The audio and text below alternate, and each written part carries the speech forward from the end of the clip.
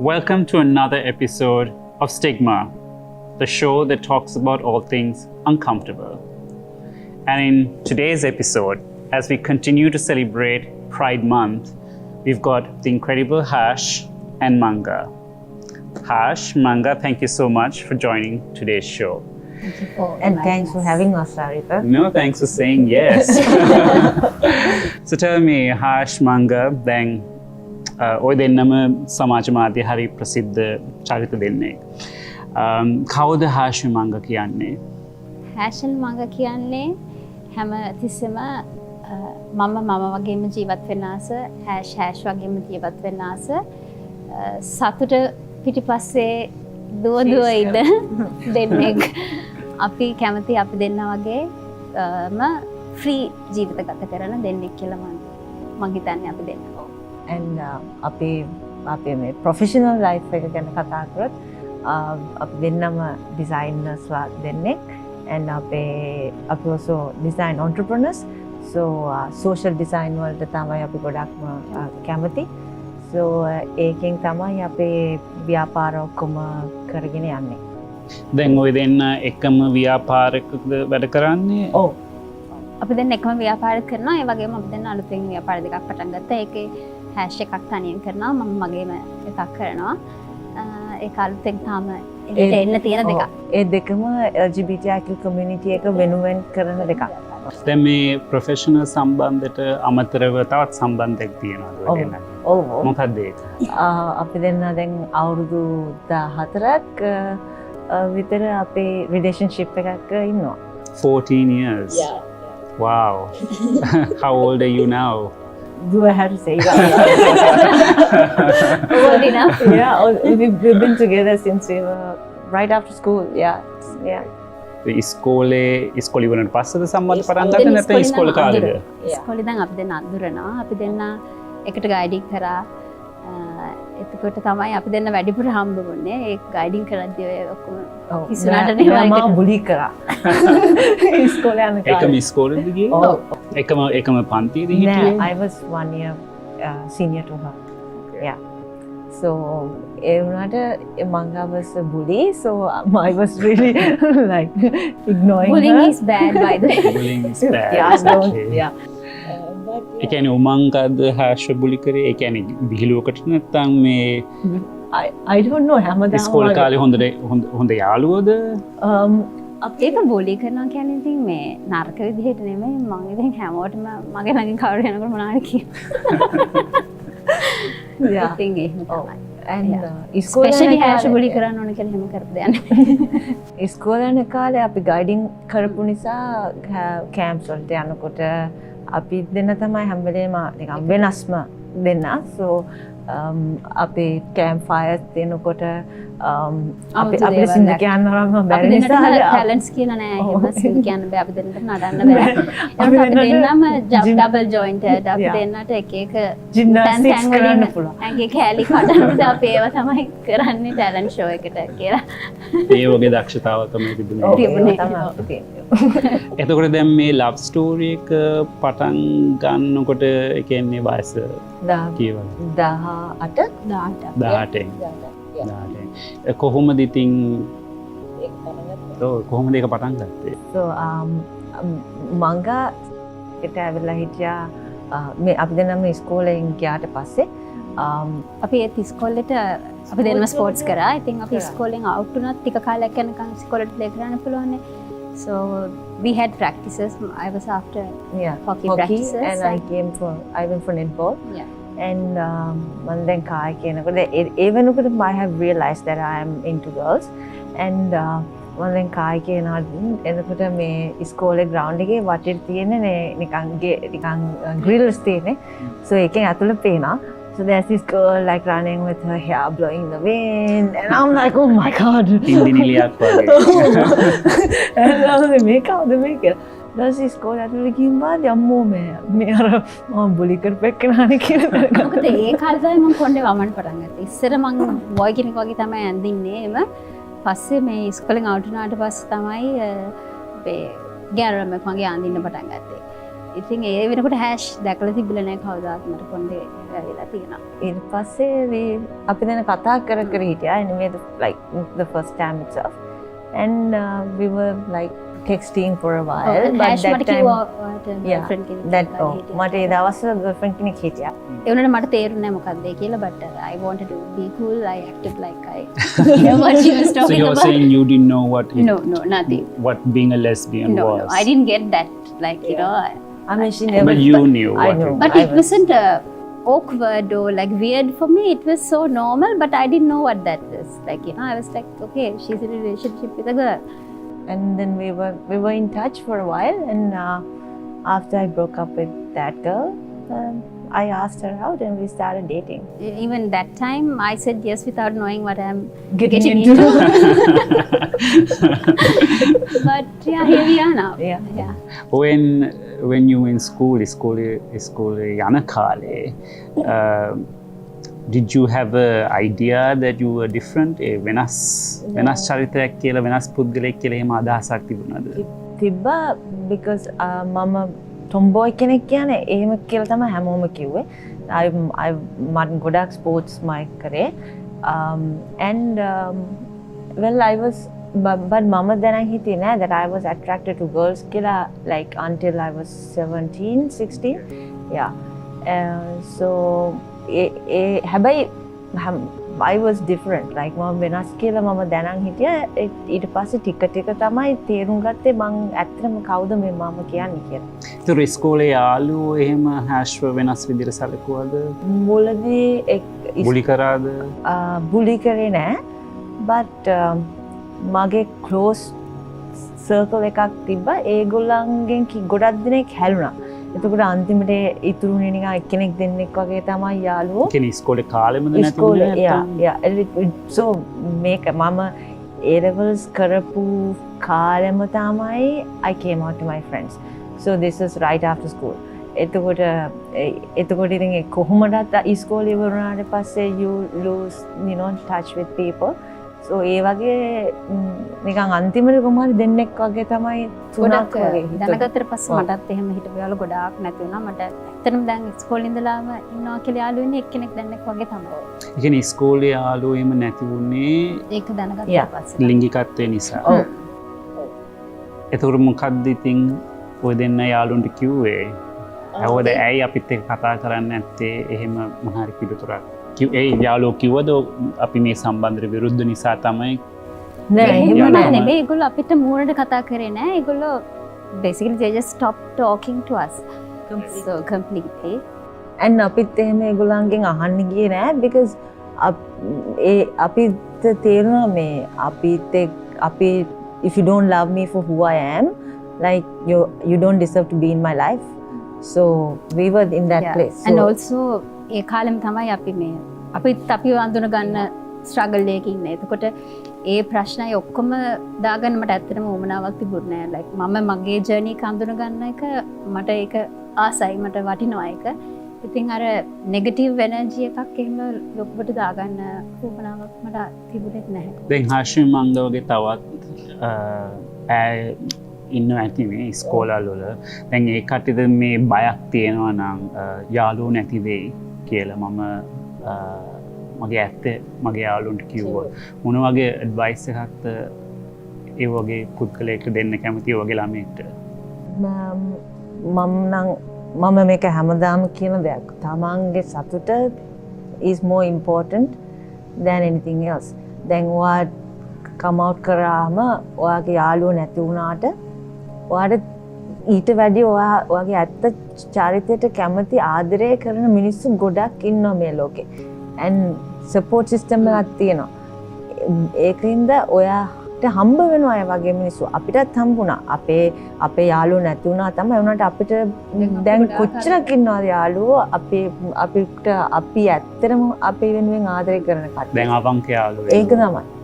ඉතින් ඒක తాවකාලික දෙයක් කියලා ඔලුවට අරගෙන ජීවත් වුණා නම් හරි සමහරවිට ඒගොල්ලොත් දවසක ලොකුවට යන වයසට යනකොට you get mature තේරුම් අරගෙන ඒගොල්ලෝ ආයි වගේ යාළුවෙක් වෙන්නත් ඉඩ තියෙනවා. එහෙම වෙලක් තියෙනවා. ඔව්. and we have reconciled with them as well. How was it for you to tell your parents? What is your relationship with your family? I'm really close to my mother, my sister, like everyone. Like my mom was a single mother for a very long time, and then she got married again. So for me, I thought straight people, they don't come out. So why should I make it a weird or like a different thing? So I never came out to my mother like that. What I did was I took her to Pride and I gave her a bunch of leaflets saying how to react if your child is queer. ලංකාවේ තියෙන ඔව් Pride එක. ලංකාවේ Pride එකට. And අපේ අම්මා එදා මං හිතන්නේ ඔක්කොම ටික කියවලා එයා තේරුම් ගත්තා because අම්මා දන්නවා මං හැෂ් එක හැන්ග් අවුට් කරනවා ගොඩක් කල් ඉඳන් කියලා. ගෙදරට ගෑනු ළමයි විතරේ කොහමද ඉන්නේ? ඉතින් අම්මට ඒක තේරිලා අම්මා ඒක එහෙම තමයි මම කම් අවුට් කරේ. මොකද මට කවදාවත් ඒක අමුතුවෙන් කියන්න කියලා හිතුන්නේ නැහැ. මොකද කවදාවත් ස්ට්‍රේට් පුද්ගලයෙක් ගිහිල්ලා ඒක එහෙම දෙයක් කරන්නේ නැති නිසා. මංගට වයස කීයද අම්මට කියනකොට? මම හිතන්නේ 1920 වගේ කාලේ. ඔව්. අම්ම මොන හරි දැක්කිව්වද ඊට පස්සේ අර ලීෆ්ලට්ස් කිව්වට පස්සේ? එහෙම මුකුත් ඒක ගැන අම්මා මට ඕපන්ලි කතා කරේ නෑ. ඒ වුණාට අම්මා හැෂ් හරියම ආදරේ. මගේ අම්මයි හැෂ්ගේ අම්මයිත් ගොඩක් යාළුවෝයි.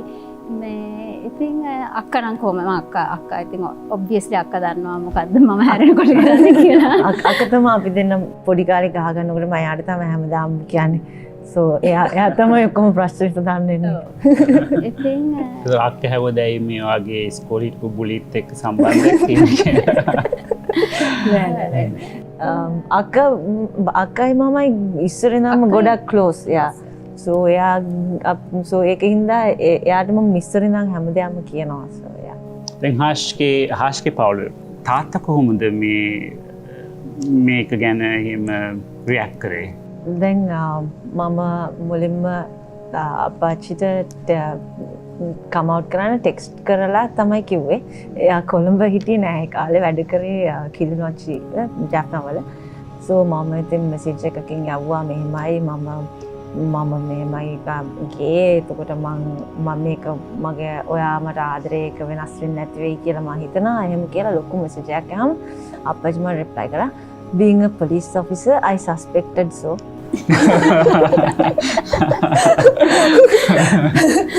I'm like, okay. Yeah, but Muladi, I mean, Apache didn't have a problem, as to say, but I think my mom didn't take it well. Yeah, so well, of course, and then my dad was also in the middle of all of this going through, and I ran away one day. You ran away? Yeah, after I came out to my parents. Why did you run away? Because it became because it was your graduation and you wanted to wear a yes, tuxedo. thank you for reminding. Yeah, for my graduation I got a tuxedo and everything done, and I wanted to wear the tuxedo, and then my mom said, no, if you don't wear a sari, I'm not coming for it. Then this whole thing, became a fight. It turned into a fight, and I anyway ended up wearing the tuxedo. And the next day I think my mommy was very sad and upset, and so just again the next day also we were fighting about it. And I just my parents went out for something. I just took my stuff and just left to my friend's house. කොහෙද ගියේ? මගේ යාළුවා ටියාගේ ගෙදරට. එයා ගෙදරට ගියාම එයා ගොඩක් එයාගේ අම්මත් මාත් එක්ක යාළුවෝ ආදරෙයි. ඊට පස්සේ එහෙ හිටියා. ඊට පස්සේ මම ෆෝන් ඔක්කොම ඕෆ් කරලා අම්මට මෙසේජ් කරලා තිබ්බ කොහෙද ඉන්නේ කියලා අහලා මම කිව්වා අපි ෆයිට් එක වෙන වෙලේ අම්මි කිව්වා ඔයා යන්න ඔයා මෙහෙම වදයක් වෙනවා නම් එහෙම කියලා. So මම කිව්වා මට යන්න කිව්ව හින්දා මම ගියා කියලා. Then ඊට පස්සේ then I switched off my phone. ඊට පස්සේ කොමාරි අපි ඉන්නකොට රෑ වෙනකොට මගේ යාළුවා ගෙදරට කවුද ආවා. මං හිතුවේ මං ආවා කියලා. because මං was supposed to come anyway. ඊට පස්සේ දොර ඇරයාම බලද්දි my mom. And then she spoke to me, and then we were crying, and then she said, like, doesn't matter, just come back home. And then my dad was like sad, and and it was then she spoke to my friend, and Tia also explained things to me and Ammi as well. And then then I came back home and things ever since then things settled. දැන් අපි පොලිසිය ගමු. දැන් වැඩියෙන්ම සමරසි පුද්ගලයන්ට අභියෝජනටයෙන් පත් කරන්නේ පොලිසිය. ඉතින්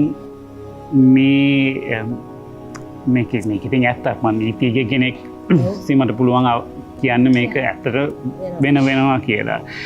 ඉතින් මේ ඇත්තයි හෑෂ්ගේ තාත්තත් පොලිසිය නිලධාරියෙක් කියලා එහෙම ගැටලුවක් තිබුණාද? තාත්තට ගැටලුවක් තිබුණාද?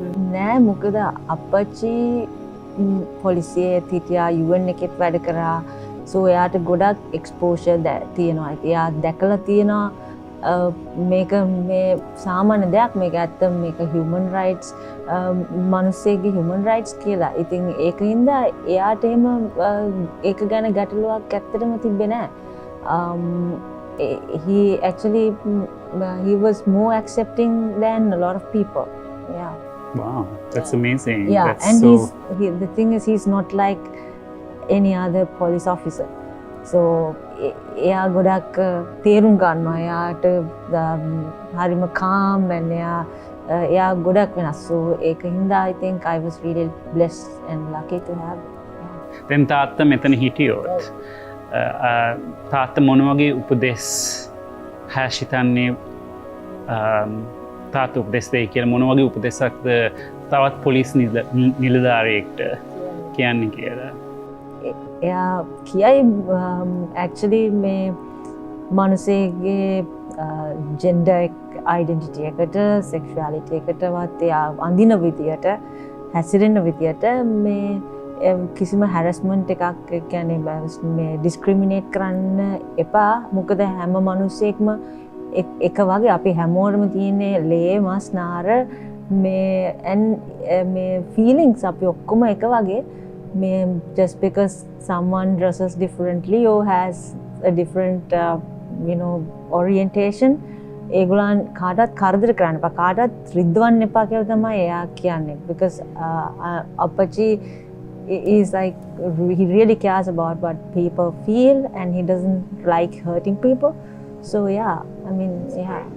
And what would your mother say? Because we often hear of parents kicking out their LGBT children, abusing their own children, but you have a mother who stood by you and has not treated you differently. What would she tell to other mothers? She's a teacher as well, so she meet lot of students. She always talk to me about these things sometimes. Like, she's very big on mental health issues. So every time something unusual or like some stressful situation happens to students, she always tells me. And what she does is, most of the time she encourage the parents and the child to go and see a therapist or a counselor, because most of the time the parent says it's the kid's fault. So my mom always says like, කට්ටියම ගිහිල්ලා කතා කරනවා. මොකද අම්මලා හැමතිස්සෙම දෙමාපියෝ කියන්නේ මේ ළමයාගේ වැරද්දක් අපි ටීචර් ආව තමයි ගෙනියන්නේ කවුන්සිලර් කෙනෙක්ට හරි සයිකොලොජිස්ට් කෙනෙක්ට හරි කියලා. ඉතින් අම්මා ගොඩක් ඒගොල්ලන්ට කියනවා ඔබ දෙගොල්ලම යන්න. දෙන්නම ගිහිල්ලා කතා කරලා බලන්න මොකක්ද ඒක කියලා. ඒ වගේ දෙයක් අම්මා කිය කියලා මට හිතෙනවා. Now, both of you have had, really, this is so inspiring, the kind of support you've had from your families. How has society responded to you as individuals and to your relationship? Well, we are so blessed to be in this creative industry. So, because in the creative industry, people are, we of course had to build it for the past 10-12 years. As we came out, we didn't want to stop being ourselves, and we went public about who we are, because we didn't want to hide it. So has it affected your work? Yeah, definitely. There have been instances where we didn't get a project because either sometimes it's because we are both female and they don't believe in women, or because we look different. Yeah, or because of our identity. but it's 90% it has been amazing because we have really good clients who actually wants to work with us because they excuse me, they see our skills, not our SOGs, right? So they hire for our work, not Yeah. for anything else. So we have that with our clients and the people that we hang out with. But I would say as soon as we get out Step of out our of it. like the comfort bubble, then it's different. It's ඔතෙන් සමාජය කියන්නේ ඉතින් creative අය විතරක් නෙමෙයිනේ. ඔව්, ඒක තමයි, ඒක තමයි. ටැක්සි එක යන්න ඕනේ, බස් එක යන්න ඕනේ, පාර ඇවිදින්න ඕනේ, ඔව්. රෙස්ටොරන්ට් එකට යන්න ඕනේ. එතකොට කොහොමද? අපි හැම වෙලේම පික් කරනවා. අපිට කම්ෆර්ටබල්ම තැන මොකද්ද? කොෆි එකක් බොන්න යන්න උනත්. කවුරු වගේ කොයි වගේ කට්ටියද එතනට එන්නේ? අපිට එතනට ගියාම කරදරයක් වෙයිද? දැන් ළඟදී අපි දෙන්න මගේ අම්මි අප්පච්චි අපි හොලිඩේ එකට ගියා. එතනදීත් මේ හොඳ ලොකු හොටෙල් එකක් අපි හිතුවා මේක හොඳ තැනක් නැති කිසි ප්‍රශ්නයක් නැතුව නැති නෑ එතනත් මිනිස්සෙක් ඔක්කොම බුෆේ එක ඉස්සරහා මට නරක වචන කියලා කෑ ගහලා මගේ අම්මලයි තාත්තලයි කෑ ගහලා මේ මන් දිහා බලාගෙන ඉඳලා මේ කොල්ලෙක්ද කෙල්ලෙක්ද කියලා දැනගන්න ඒ කියන්නේ හෂ් දන්නේ නැති පුද්ගලයෙක් ඔව් එහෙම මෙහි ඔව් හෂ් ඉදිරිපිට ඇවිල්ලා ඔව්. කොල්ලෙක්ද කෙල්ලෙක්ද කියලා එහෙම ප්‍රශ්න කරා. බලාගෙන ඉඳලා එහෙම කොල්ලෙක්ද කෙල්ලෙක්ද කෙල්ලෙක් නම් ඒ විදියට ඇඳුම් අඳින්න ඕනේ. එහෙම කියලා ඊට පස්සේ අපි කිව්වා මයාට පොඩ්ඩක් මං කිව්වා අංකල් he was like යාට අවුරුදු 50 ගානක වගේ මිනිහෙක්. මං කිව්වා අංකල් මේ හරියට කතා කරන්න මෙතන මේ හැසිරෙන්න මෙහෙම කෑ ගහන්න එපා. then ඊට පස්සේ අර තවත් තරහා ගිහලා තව අපිට පරිසු වචනෙන් කෑ ගහලා මගේ අම්මේ තාත්තයි කිව්වා මෙයාට නවත්තන්න කියලා ඒගොල්ලන්ටත් කෑ ගහලා so එතන මගේ අපේ clientsලා හිටියා එතන තව holiday එකට ඇවිල්ලා හිටපු අම්මිගේ ඉස්කෝලේ ළමයින් හිටියා so මා ඒක එතන full uncomfortable situation එකක් කරායා ඒ එකක් විතරයි අපේ ඉතින් ඊට දවස් 4කට විතර කාලෙන් අපි දෙන්න මේ ප්‍රොටෙස්ට් එකට ගිහිල්ලා ඉවරලා වාහනේට යන්න මේ පාර පනිනවා එතකොට මේ zebra crossing එකෙන් ත්‍රිවිලක් කෙනෙක් මොනවද කියලා හප්පගෙන යන්න හැදුවා ඊට පස්සේ අපි දෙන්නා මෙහෙම පැනලා බේරුණාට පස්සේ ආයෙ යූටර්න් එකක් දාලා අනිත් පැත්තෙනුත් ඇවිල්ලා අපිට හප්පන්න ගියා. so ඒ වගේ 아무තු දේවල් වෙනවා. ඒක 아무තු දේවල් නෙමෙයි ඒක these are actually crimes yeah. washroom එකට යන්න බෑ හැම වෙලේම security කට්ටිය ආවිලා කියනවා මේ වැරදි එකේ ඉන්නේ and කියලා එළියට යන්න කියනවා. එතකොට මම ඒතර හෂ් කියන මං කාන්තාවක් කියලා එතකොට පුළුවන් තරම් ගෑනු කෙනෙක් විදිහට හැසිරීලා කතා කරන්න ඕනේ ඒගොල්ලන්ට තේරුම් ගන්න. අපි දෙන්නම එකට ගියොත් ඒගොල්ලෝ ගොඩක් වෙලාට හිතන්නේ අපි දෙන්න ස්ට්‍රේට් කපල් එකක් මේ ක්විකි එකකට වගේ වොෂ්රූම් එකට යනවා කියලා. එතකොට ඒගොල්ලෝ එපා කියනවා. ඉතින් එතකොට මේ කියන්න ඕනේ අපි මේ ගෑනු ළමයි දෙන්නෙක් টয়ලට් එකට යන්නේ කියලා. ඉතින් ඊට පස්සේ අපි නිකන් පබ්ලික් ට්‍රාන්ස්පෝර්ට් අපිට පාවිච්චි කරන්නම බෑ. හැම ඒ කියන්නේ Uber එකක් ගත්තත් මේ කියන්නේ කැබ් එකක් ගත්තත් ගොඩක් වෙලාට කැබ් ඩ්‍රයිවර්ස්ලාගෙන් මේ කරදර වෙනවා ප්‍රශ්න අහනවා ඊට පස්සේ මගේ නම්බර් එකෙන් බුක් කරොත් මට කෝල් කරනවා මෙසේජ් කරනවා ඒ වගේ කරදර කරනවා තාමත් 21 වෙනි සියවසරේ නිදහස ජීවත් වෙන්න අමාරුයි. ගොඩක් අමාරුයි. and මට ඒ ඔය තියෙන ප්‍රශ්නින්ද මට ගොඩක් mental health issues ඇවිල්ලා තියෙනවා. මොකද මට බයයි එළියට යන්න. ගොඩක් වෙලාට මං එළියට යන්න ආසම නෑ. මොකද මොන හරි එන්නේ තවත් trauma ටිකක් ඔළුවට දාගෙන.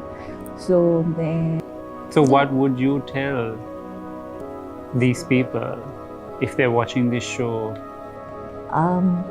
අපිත් ඔයගොල්ලෝ වගේම මිනිස්සු අපිත් ජීවත් වෙන්න හදන්නේ. ඔව් අපේ ආස දේවල් කරලා අපිත් කැමති පාර හැරෙන්න. අපිත් මාන්සි වෙලා ඔයගොල්ලෝ වගේ හම්බ කරලා ජීවිතේ සතුටෙන් ගවන්න තමයි අපිටත් ඕනේ. අපි ඒ වුණාට ගිහිලා අපිට වැඩි වෙනස් කෙනෙක් දැක්කට අපි ගිහිලා ගහන්න යන්නේ නැහැ, කෑ ගහන්න යන්නේ නැහැ. තේරුම් ගන්න අපිත් ඔයගොල්ලෝ වගේම මිනිස්සු එච්චරයි. අපි ඔක්කොම මිනිස්සු ඒ වගේම ඔබට තේරෙන ඇති දෙයක් තියෙනවා නම් ඒ වෙලෙට ඒ වෙනස් පුද්ගලයාගේ එක තරහක් විදියට පිටත් කරගන්න නැතුව maybe go back home and talk to someone කාට හරි කියලා අහන්න මොකක්ද එයාගේ වෙනස මොකක්ද ඇයි ආ එහෙම කියලා වගේ දැනුවත් වෙනවා ඇරෙන්න අර එතනම රියැක්ට් නොකර තරහ ගන්න එපා කියලා තමයි මට කියන්න තියෙන්නේ ඒගොල්ලන්ට. And what would you tell another lesbian couple who are in love and who may not be out about their relationship? What would you tell them? well even though things are tough It's good to be who you are. yeah nothing I would never go back to the closet and just you and we are so happy together and that all that noise doesn't matter when you have your partner with you and the person that you really want to be with and Even if you're a single person, if you're a single queer person, it doesn't matter. All this, like All I this said, the noise, noise, it doesn't matter because these are all quick, temporary things. Yes. Like you're being yourself, being authentic, being truthful to yourself. It's more important than all this noise around you. And love wins. yes for Othering sure will more. අපි හැමදාම Thank you so much for coming to the show and sharing your personal story and your trauma, but also the inspiring message which you've given to so many of us and to me personally. It's been really inspiring to hear your story, to hear about your families, and your strength has really inspired me. So thank you so much. Thank thank you you for Aritha for having having us us. Happy Pride Month. Happy you Pride too to happy everyone. pride